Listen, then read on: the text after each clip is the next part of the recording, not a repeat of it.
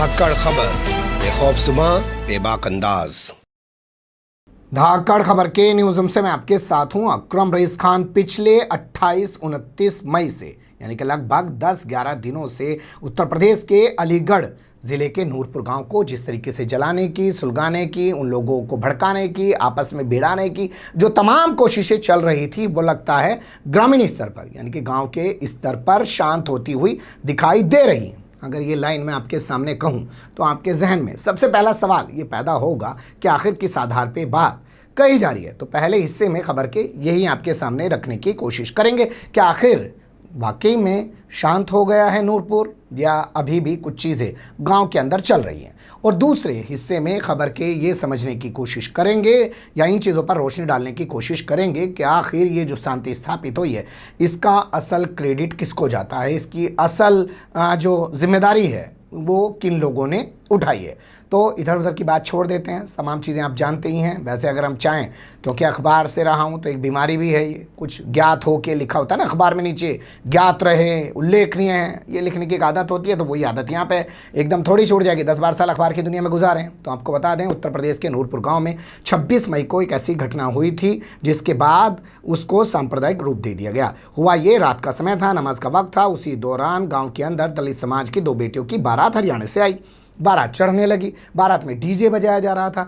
Muslim community के लोगों ने कहा नमाज का वक्त हो रहा है, फिलहाल अभी डीजे ना बजाया जाए। बताया जा रहा है कि जो दलित समाज के बुजुर्ग लोग थे उन्होंने इस बात को स्वीकार कर लिया, लेकिन दलित समाज के जो कुछ युवा थे जो आजकल आरएसएस की शाखा में ज़्यादा जा रहे हैं, आप जाके कभी उत्तर प्रदेश में देखिएगा, यही लोग सबसे ज़्यादा मिलते हैं। इन्हें बहुत बड़ा जो है हिंदुत्ववादी होने का भूत सवार है। हालांकि कभी मेरा एक दोस्त है, एडवोकेट है, एक दिन व्हाट्सएप पे बहस हो रही थी, उसने लिख दिया अच्छा भाई आ जाओ मेरे घर पे आके खाना खा लो।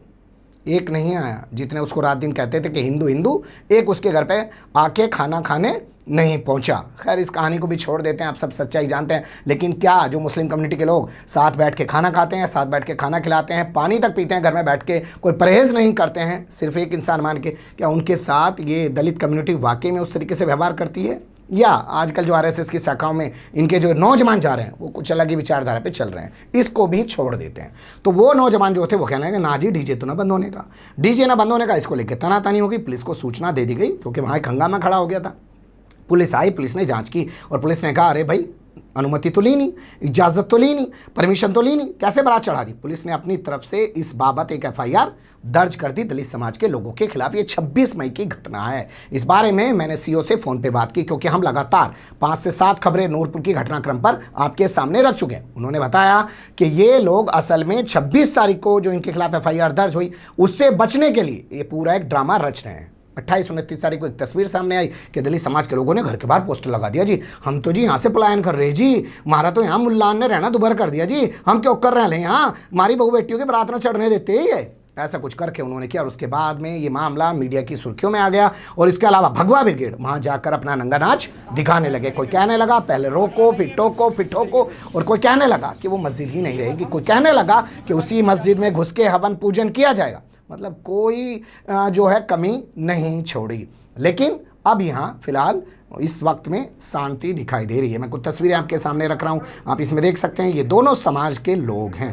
एक पीस कमेटी की मीटिंग बनाने का दावा किया था ना उस दिन जब मैंने डीएम की खबर आपके सामने रखी थी चंद्र प्रकाश सिंह की, तो उसी के तहत उसी क्रम में यहाँ के एसडीएम ने एक पीस कमेटी की मीटिंग की, मतलब कमेटी बनाई फिर मीटिंग की। उसमें दोनों समाज के लोग हैं और दोनों समाज के लोग बहुत ही एक सौहार्दपूर्ण माहौल में अपनी बात कर रहे हैं और तय किया गया है कि ये जो माहौल यहाँ चल रहा है इसको ख़त्म करने की कोशिश की जाएगी। सवाल पुलिस पर अभी भी कई सारे बाकी हैं तस्वीरें आने के बाद।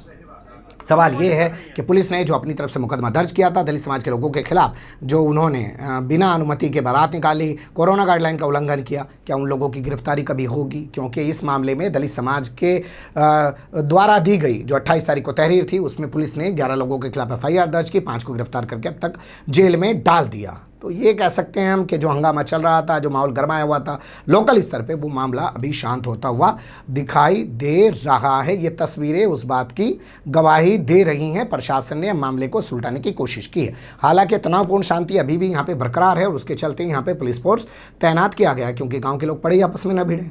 दूसरे तो दूर से जा जाके 56 इंच का सीना खोल खोल के दिखा रहे हैं वहाँ पे, ये कर देंगे, वो कर देंगे, यूं कर देंगे, वो कर देंगे। लेकिन यहीं पे दिखाई दे रहे हैं जहाँ पे दलित समाज का दूल्हा मोहबा में 18 तारीख को घोड़े पे चढ़ना चाहता है, वहाँ पे कोई नहीं जा रहा। जहाँ पे प्रतापगढ़ के अंदर दलित समाज का एक प्रधान जो हार गया और उसकी जगह पे दूसरा प्रधान जीत गया, वो गंगा जल छिड़कवा रहा है उसके बैठने की जगह पे कि वो पवित्र हो जाए। इसके अलावा और भी बहुत सारी तस्वीरें देश भर से आ रही हैं। वहाँ पे इन लोगों को कोई एहसास नहीं है कि यहाँ भी दलितों के साथ कुछ बुरा हो रहा है, लेकिन यहाँ मुस्लिम कम्युनिटी के लोग सामने हैं तो ये इसको ये रूप देने की कोशिश कर रहे हैं। लेकिन ये तस्वीरें जो हमारे पास आई हैं हमारे पत्रकार साथी की मदद से, ये बता रही हैं कि गांव में फिलहाल शांति है, स्थापित की जा चुकी है। धीरे धीरे वहाँ से पुलिस फोर्स भी हटा लिया जाएगा। हम भी यही कामना करते हैं, लोगों से अपील करते हैं कि आप जितना बेहतर खुद एक दूसरे को बैठ के समझ सकते हैं या समझा सकते हैं, उतना कोई बाहर से आने वाला नहीं समझा सकता।